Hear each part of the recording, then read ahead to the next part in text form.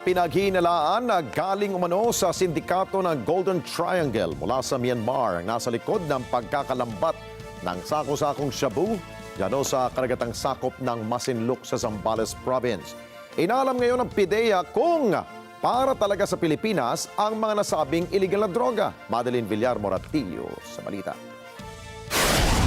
Posibleng galing sa ibang bansa ang sako-sako ng hinihinalang illegal na droga na natagpuang nakalutang sa karagatang sakop ng Masinloc, Zambales. Paliwanag ni Attorney Joseph Calulut, tagapagsalita ng Philippine Drug Enforcement Agency, pareho kasi ang packaging nito sa manakuha noon sa Golden Triangle.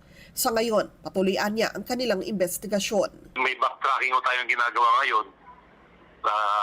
Base naman kasi doon sa intelligence reports ko natin, coming from our international counterparts, yung packaging na nakuha po dyan, same ho yan doon sa mga shabu na nanggagaling sa Golden Triangle, particularly dyan sa may Myanmar area. Inaalam rin kung para talaga sa Pilipinas ang mga nakuhang hinihinalang shabu. Yung iniimbestigahan ho natin ngayon, is it for Philippine market ba yan or nahulog lang ba yan?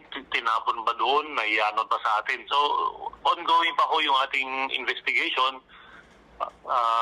Kaya hindi pa natin definitely masabi na this is for the Philippines. Kasi posibleng baka naitapon yan doon sa karagatan tapos it was washed away. It was washed coming to Philippine shores.